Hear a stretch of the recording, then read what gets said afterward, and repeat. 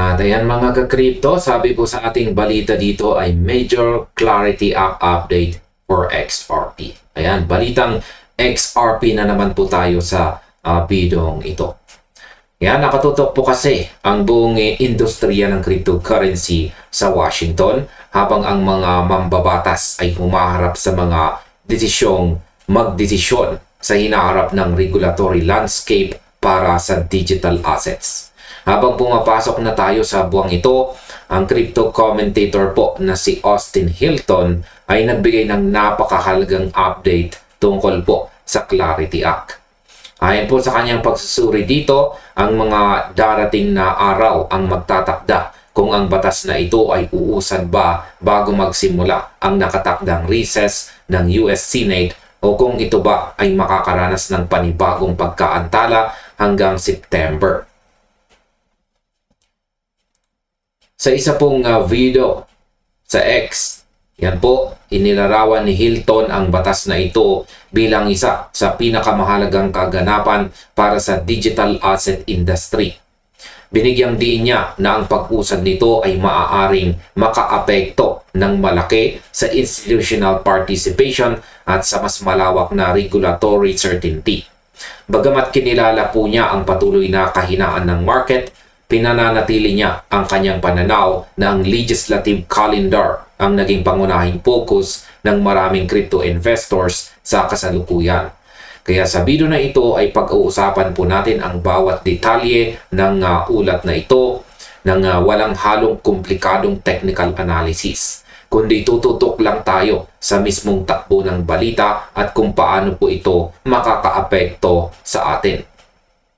Ngayon ay bakit nga ba naging pangunahing sagabal ang Senate calendar ngayong August? Yan, ipinaliwanag po ni Austin Hilton na ang Clarity Act ay nakalampas na sa ilang mahahalagang yugto ng proseso. Ayon po sa kanyang update, ang batas ay nakapasana sa mga kinauukulang Senate committees. Nailabas na ang isang merge draft. Yan. Merge draft po yan bilang working bill. At nagkakaroon na rin ng kasunduan sa pagitan ng White House at ng mga mambabatas ukol po sa binagong ethics provisions. Napakalaking hakbang nito para sa community dahil ibig sabihin ay dumaan na po ito sa mahihirap na simulaing proseso sa Senado. Sa kabila ng mga kaganapang ito, sinabi niya na ang pinakamalaking hamon ngayon ay ang limitadong oras na natitira bago po magsimula ang August 8 recess ng Senado.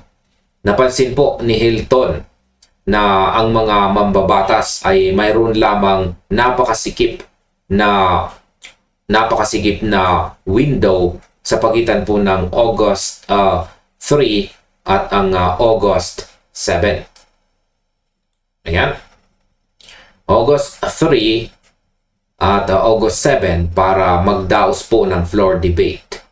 Tapusin ang mga revisyon at makuha ang mga kinakailangang procedural votes para mapag-usapan at mapagbutuhan ang pag-usad ng bill. Kung iisipin natin ang 5 araw na ito ay napakaikli para sa isang napakalaking piraso ng batas. Sa aking opinion, ang pagmamadali po ng Senado bago ang August recess ay isa pong klasikong sinyales ng pampulitikang laro kung saan ang oras ang pinakamabigat na kalaban. Kaya para sa akin, ang katotohanan na ipasa na ito sa committees ay patunay na may tunay po na kagustuhan ang ilang leader na umusad ito. Pero ang pag-asa po sa isang 7 araw na bintana, yan, 7 days window bago ang bakasyon ay parang pagpilit sa isang karayom na dumaan sa butas. Kung ako po ang tatanungin, mas makakabuting asahan natin ang pagkaantala kaysa umasa po sa isang himala sa loob ng ilang araw. Ang pagkaantala hanggang September ay hindi naman katapusan ng mundo. Bagamat nakakainis talaga ang ganitong klaseng mabagal na takbo ng gobyerno. Ngayon ay ano pong mangyayari kung hindi po ito umabot bago mag-recess? Idinagdag po ni Hilton na kung walang maging aksyon o botohan bago lumisan ang mga mambabatas para sa kanilang recess, ang pagtalakay po sa nasabing legislation or legislation ay malamang na ipagpaliban hanggang September. Ito ay mangangahulugan ng mas mahabang timeline para sa debate, mga karagdagang amendments at sa pinal na botohan sa Senado. Ang ganitong pagpapaliban ay karaniwan po sa Washington. Ngunit para sa mga taong nag-aabang ng kasagutan, ito po ay nagdudulot ng patuloy na kawalan ng katiyakan sa market. Ang ganitong senaryo ay nagbibigay diin sa kahinaan ng proseso ng gobyerno kapag nahaharap sa mga mahigpit na deadline. Maraming investors ang umaasa na magkakaroon po ng linaw bago matapos ang linggong ito. Ngunit ang realidad ng politika ay madalas na mas mabagal kaysa sa inaasahan ng mga tao sa crypto space. Ang bawat linggo ng pagkaantala ay dagdag na pagsubok sa pasensya ng mga taong nakatutok sa regulatory framework. Sa aking opinyon, ang pagpapaliban po sa September ay may dalawang mukha. Una, nagbibigay po ito ng karagdagang oras para sa mga politiko na pagandahin pa ang mga probisyon ng batas nang walang panggigipit ng mabilisang deadline. Pangalawa, pinapanatili po nitong nakabitin ang mga investors sa ere. Ngunit kung susuriin po natin ang kabuuang sistema, mas gugustuhin ko pang dumaan ang batas sa masusing pagsusuri sa September kaysa madaliin ngayong linggo at magkaroon lamang ng mga depektibong probisyon na magiging problema pa sa mga susunod na taon. Ang pag-aabang po sa September ay bahagi na ng laro sa digital asset regulation. Ngayon ay bakit po sapat ang 35% hanggang 45% passage odds ngayong August? Ibinahagi rin ni Austin Hilton ang kanyang pagtatasa sa tsansa ng pag-usad ng bill ngayong buwan. Tinatayang ito ay nasa 35% hanggang 45% lamang ang probability or probabilidad ng pagpasa nito sa Senado sa loob ng August na nagpapakita ng kanyang paniniwala ng kasalukuyang pampulitikang kapaligiran or political environment ay mas mahirap kaysa sa naunang inaasahan ng marami. Ang ganitong mababang porsyento ay malinaw na nagpapakita ng mga balakin na kinakaharap ng Clarity Act sa loob ng bulwagan. Bagamat ipinahayag po niya ang kanyang pagbaba ng kumpiyansa sa isang agarang tagumpay noong August, sinabi po ni Hilton na naniniwala pa rin siya na ang legislation ay may mas malakas na tsansa na maipasa bago matapos po ang taong ito, taong 2026. Tinatayang nasa 65% hanggang 75% ang kanyang pangmatagalang pagtatasa sa mga tsansang ito, habang pinapaalala na ang mga patuloy na negosasyon at mga kaganapang pampolitika ay maaari pa rin magbago ng pinal na resulta. Sa aking opinyon, ang 35% hanggang 45% odds para po sa buwan na ito ng August ay mukhang makatotohanan at hindi po gawa-gawang numero lamang. Sa tingin ko ay tama po itong si Hilton sa pagiging konserbatibo rito dahil ang Washington ay kilala po sa pagiging unpredictable kapag malapit na ang mga break o recess ng mga senador. Mas naniniwala rin ako na ang mas malaking tsansa na 65% hanggang 75% bago po matapos ang taong ito, 2026, ang dapat nating tutukan. Ang mga institution ay hindi naman nagmamadali ng iisa o dalawang araw lamang. Ang tinitingnan nila ay ang pangkalahatang direksyon ng batas para sa buong taon. Ang pagiging makatotohanan po sa mga porsyentong ito ay nakakatulong para hindi po tayo magpadala sa mga maling haka-haka sa social media. Ngayon ay ano po ang dapat nating bantayan bilang mga investors sa mga susunod na araw? Ayon po kay Hilton, may ilang mahahalagang bagay na dapat po nating bantayan bilang mga investors sa mga darating na araw. Kabilang po dito ang opisyal na schedule ng Senate floor, ang anumang bagong revisyon ng bipartisan ethics compromise, ang mga pampublikong pahayag at pangako mula sa mga undecided na senador, at kung ang pamunuan ba ng Senado ay maglalaan ng sapat na oras bago po magsimula ang August 8. Ang mga elementong ito ang magsisilbing gabay kung may mangyayari bang milagro sa mga huling araw ng sesyon. Ang pagtutok po sa mga detaling ito ay mas makabuluhan kaysa sa pakikinig sa mga speculation. Ang schedule po ng floor debate ang pinakamalinaw na batayan kung ang bill ba ay bibigyang prioridad ng mga leader ng Senado o kung ito ay tuluyan ng itatabi para sa mga susunod na buwan. Ang bawat pahayag ng mga mambabatas sa kanilang mga social media accounts o opisyal na press releases ay nagbibigay po ng direktang impormasyon sa tunay na temperatura ng politika. Ngayon sa aking opinion, masasabi ko pong sang-ayon po ako na ang pag-monitor sa Senate floor schedule ang pinakamainam na gawin sa ngayon sa halip na mag-abang ng mga chismis. Kaya masasabi ko po ay ang mga undecided na senador ang pinakamahalagang piyesa sa larong ito dahil sila po ang magpapasya kung magkakaroon ng sapat na boto o wala. Kapag nakita nating naglabas ng pampublikong suporta ang mga pangunahing swing votes, doon lamang tayo dapat umasa na may mangyayaring pagbabago.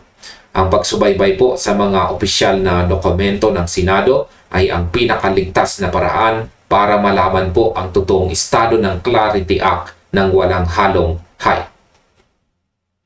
Ngayon ay paano ba nakakaapekto ang pangkalahatang kondisyon ng market sa kasalukuyang sitwasyon?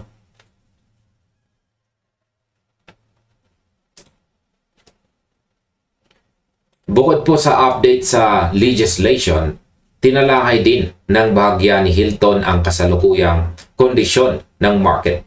Napansin po niya na si XRP ay bumaba po ng humigit kumulang 2.9% sa nakalipas na 24 na oras. Habang ang mas malawak po na market ng cryptocurrency ay bumaba naman ng humigit kumulang 2.3%. Itinuro rin po niya ang paghina ng presyo kay Bitcoin at Ethereum na nagpapakita na ang kamakailan lamang na paggalaw ng presyo ng XRP ay mas sumasalamin sa pangkalahatang direksyon ng buong crypto market kaysa sa mga kadahilanang nakapalibot lamang sa mismong asset. Ang ganitong galaw ay patunay na ang macro market sentiment ay may malaking impluwensya sa bawat individual na coin.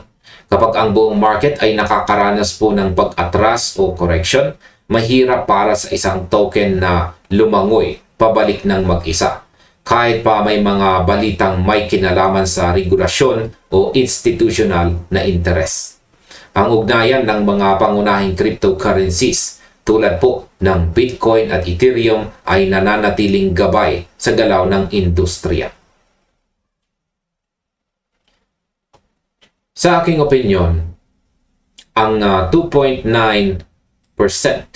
na pagbaba ng XRP ay hindi dapat pagmulan ng takot o panic selling dahil normal na bahagi lamang ito ng galaw ng market kapag ang buong sektor ay nagkakaroon ng sabay-sabay na pagbaba. masasabi kong ang presyo ay sumusunod lamang sa agos ng macro sentiment at wala pong kinalaman sa kawalan ng tiwala sa project ni XRP. Sa tuwing nakikita natin sina Bitcoin at Ethereum na humihina, asahan po nating susunod ang iba. Ang ganitong klase ng price action ay pansamantala lamang habang naghihintay po ang market ng mas malinaw na balita mula sa Washington. At ayan, sa kabuuan, bagamat inihayag po ni Hilton ang kanyang pagkabigo sa kabagalan ng proseso ng legislation, binigyang diin niya na ang regulatory clarity ay nananatiling isang napakahalagang layunin para sa digital asset industry. Nagtapos po siya sa pagsasabing bagamat ginagawang napakahirap ng kalendaryo ng Senado ang isang tagumpay ngayong August, nananatili po siyang may pag-asa ng Clarity Act ay maaari pa ring umusad bago matapos ang taon kung magkakasundo ang mga mambabatas sa kinakailangang pampolitikang kasunduan. Ang pagtatapos po na ito ay naglalarawan ng katotohanan na ang pagbabago sa regulasyon ay hindi po isang overnight na kaganapan, kundi isang mahalagang proseso ng negosasyon. Ang bawat hakbang, maging ito man ay pagkaantala o pagsulong, ay bahagi ng pagbuo ng isang matatag na pundasyon para sa hinaharap ng kripto sa United States. Ang patuloy po na pagtutok sa mga pangunahing pangyayari ang magpapanatili po sa atin na may sapat na kaalaman sa mga susunod na hakbang ng industriya. At ayan, sa pangkalahatan, masasabi kong sumasang-ayon po ako na ang regulatory clarity ang pinakamahalagang pundasyon na kailangan ng buong industriya upang tuluyang pumasok ang mas malalaking institution ng walang takot sa batas. Ang pagkabigo sa mabagal na takbo ng gobyerno ay natural, ngunit hindi po ito dapat maging dahilan para mawalan ng pananaw sa pangmatagalang layunin. Kung ang Clarity Act man ay maipasa ngayong August o abutin ng pagtatapos ng taong ito, 2026, ang pinakamahalaga ay maging handa po tayo. Maging handa po ang bawat isa sa atin sa mga pagbabagong darating. Kaya manatili po tayong kalmado, sundin ang mga totoong balita at huwag po tayong magpadala sa mga panandaling ingay sa market. At hanggang dito na lamang po tayo sa video na ito mga ka-crypto. Maraming salamat sa inyong panonood. Maaaring panoorin na rin po ninyo sunod ang recommended video natin dito.